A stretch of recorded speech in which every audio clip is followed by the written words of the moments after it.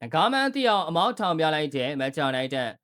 အားလုံးပဲမင်္ဂလာပါများ Ryan 7 Online Agency ကနေအားလုံးကိုပြန်လည်ကြိုဆိုလိုက်ပါရစေ။မက်ချာနိုင်တဲ့ဟာရာသီကျော်အဖွင့်ပွဲစင်မာတော့ကခြေချော်လဲချော်ဖြစ်တာပြီးချန်ပီယံရှစ်အသင်း Ransom ကို1စီရတဲ့နဲ့အရေးနေထားပါရင်ဒီလိုဖြစ်ခဲ့တာကအိတ်နေတဲ့ကားကိုနှုတ်လိုက်တယ်လို့ပါပဲ။ United ဟာဒီတစ်ပတ်ကစားခဲ့တဲ့ရာသီကျော်ဒုတိယပွဲစင်မှာရာသီတဝက်ကိုဖျက်ဆီးနေပြီးသားနော်ဝေထိပ်တန်းအသင်း Rosenborg ကို9-0ရတဲ့နဲ့အပြတ်အသတ်အနိုင်ယူပြလိုက်ပါရင်United ဟာဒီကစားမတွေမပါဝင်တာတော့မှပြန်ဘက်ကိုထိန်းချုပ်နိုင်လိုက်တာပါ။ United အတွက်အသင်းကိုတွေကိုရှေးလေစီJoshua Zirkzee, Jacob Dibani, Harry Arman နဲ့ Ethan Willian တို့ကသွင်းယူပေးခဲ့ကြပါတယ်။ Michael Carrick ကသူ့ရဲ့အသင်းဟာချန်ပီယံနေရာကိုစိန်ခေါ်နိုင်တဲ့အသင်းဖြစ်တယ်ဆိုတာကိုသက်သေပြလိုက်ပြီးအကယ်ဒမီလူငယ်လေးတွေရဲ့အားကိုကောင်းကောင်းအသုံးချရင်အားရစရာဂိုးပြတ်နိုင်ပွဲတစ်ပွဲကိုရှာဖွေပေးခဲ့ပါတယ်။ဒီပွဲမှာ Michael Carrick ကသူ့ရဲ့ Ransom နဲ့ပွဲထွက်လုံစင်းကိုနှစ်ယောက်အပြောင်းလဲလုပ်ခဲ့ပါတယ်။ဂိုးသမား Yardash Pitash က clean sheet နိုင်ပွဲတစ်ခုရရှိခဲ့သလို Jeff Fletcher နေရာဝင်ရောက်ကစားခဲ့တဲ့ရှေးလေစီကလည်းသူတို့ကိုရရှိခဲ့တဲ့အတွက် Michael Carrick ရဲ့နီးစနစ်ကမှန်ကန်ခဲ့ရလို့ဆိုရပါမယ်။လေစီကပုံမှန်ဆိုရင်တောင်မယ်လျှော့ကစားတဲ့ကစားမလေးဆိုပေမဲ့ဒီပွဲမှာနံပါတ်20နေရာကနေဝင်ကစားခဲ့ရတာပါ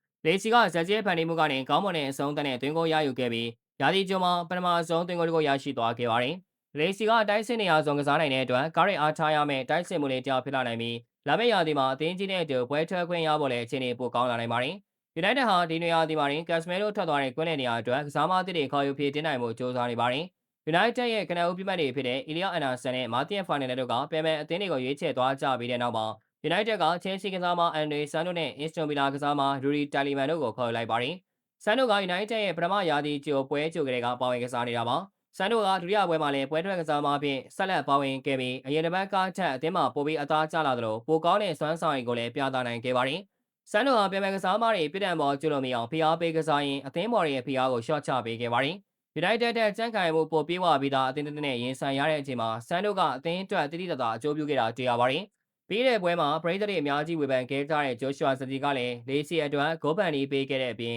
ဒီကိုယ်တော်စွမ်းနဲ့တွင်းကိုတကိုရယူနိုင်ခဲ့ပါသေးတယ်။ Zirkzee ကဘောလုံးနာကနေ United ကိုစတင်ရောက်ရှိလာခဲ့တဲ့က200တီလုံးရုန်းကန်နေရသူပါ။ Zirkzee အတွက် United မှာနေရာရဖို့ခက်ခဲနေတာမို့ရာသီကြိုမှာခြေစွမ်းပြပြီးအသင်းသစ်တစ်သင်းရှာဖွေနိုင်ဖို့စ조사ရမှာဖြစ်ပါတယ်။ Mason Mount ကလည်းမဖြစ်မနေချီးကျူးတဲ့ကစားမတယောက်အပြင်ခြေစွမ်းပြခဲ့ပါသေးတယ်။ဒါ့အပြင် Lany Yoro ကဒီပွဲမှာညာစွန်နောက်ခံလို့အပြင်စမ်းသပ်ပွဲထွက်ခဲ့ပြီးအတော်လေးအဆင်ပြေခဲ့တာတွေ့ရပါတယ်။တစ်ပတ်က Harry Arman ကလည်းတွင်းကိုတကိုးပါတွင်းယူပေးခဲ့ပြီးလူရှော့အရန်ကောင်းကောင်းဖြစ်ပေးနိုင်သေးကြောင်းတတိပြနေပါတယ်။ United လူငယ်လေးတွေခြေစွမ်းပြရင်ဂိုးတွေရနေကြပေမဲ့အသက်15နှစ်အရွယ်ဘာဒမီရှင်ကစားသမားလေး JJ Gabriel ကတော့အရန်ကုန်မဲထိုင်ခဲ့ရပြီးပွဲချိန်မနေမရခဲ့ရှာပါဘူး။ Michael Carrick အနေနဲ့ Gabriel လေးကိုနောက်ပွဲတွေကြရင်ခွင့်ရေးပေးဖို့မျှော်လင့်နေရမှာပါပဲ။ United ကနဂါးမှန်းသိအောင်အမောက်ထောင်ပြပြီးတဲ့နောက် United နဲ့ရှင်ပြန်ရမယ်ပြန်မဲ့အသင်းတွေအားလုံးတော်လုံးနေကြမှာတေချာပါတယ်။ United ကလူဆောင်တက်ဆောင်ဆိုရင်ဒီတက်ပိုပြီးကောင်းနိုင်သေးတာကြောင့် Premier League နဲ့ Champions League ကိုအဆင်ပြေပြေဖျက်ဆီးနိုင်မှာပါ။လာမယ့်ရာသီအသင်းမှာတင်းနေတော့စူပလာဗနန်လောကင်မြောက်နိုင်မလဲဆိုတာဆက်လက်စောင့်ကြည့်ရပါမယ်။ကြည့်ရှုပေးကြတာကျေးဇူးတင်ပါတယ်။